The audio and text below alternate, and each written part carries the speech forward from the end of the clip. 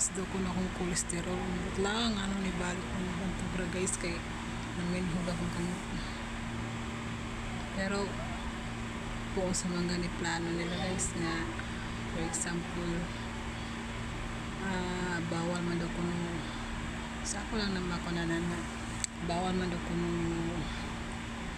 trabaho kung high blood.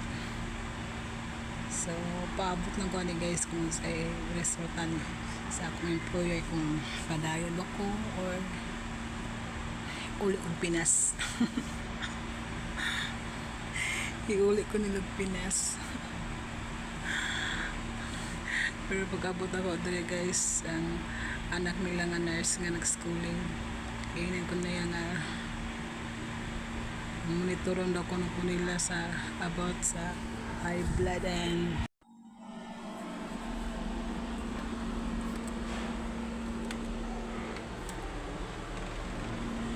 that's it guys. Sakit kaya kung convince nyo.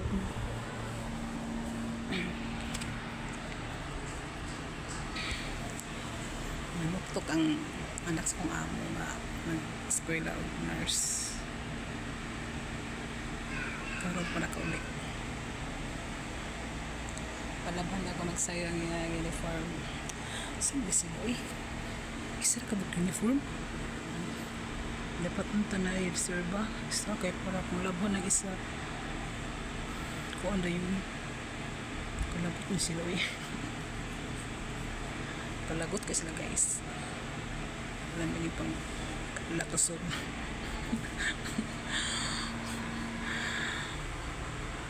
Pa si Baba guys kay kuhan pa si Baba, hindi pa yun nga kuhan, basta ganyan si Baba, basta ganyan na si Baba din iyang mga anak kanang kuhan sige panugo. kasaban sila na yun ganang patakat naglaban silang mga tissue, mga kuhan tissue, mga bottled water. Oh, kasabon sila punita butang basurahan. Kuhan sila guys.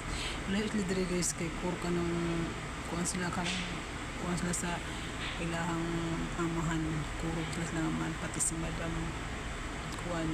Hindi siya ang sweldo ni Baba kay dili si Madam dili ang gunit si Baba.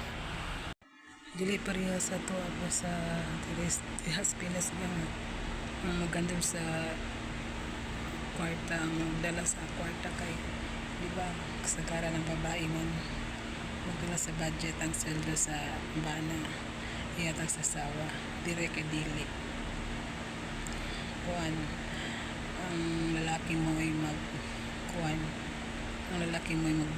and then ang mga babae dire guys kay dili ingon nga kuan murora sila kanang kuan ba kanang katong kanang sulugoon gani.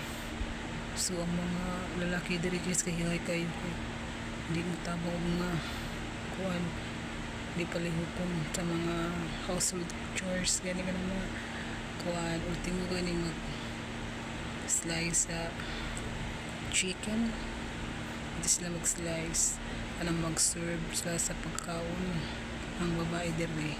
So na-observe rin ginahog diri guys nga ko magpuyab diri mga kuan mga Arabo kay nga himuon na tag maid guys sa bahala sila.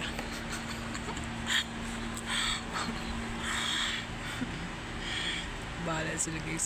Sige bye, thank you for watching. Matulog na ko guys. Miss you.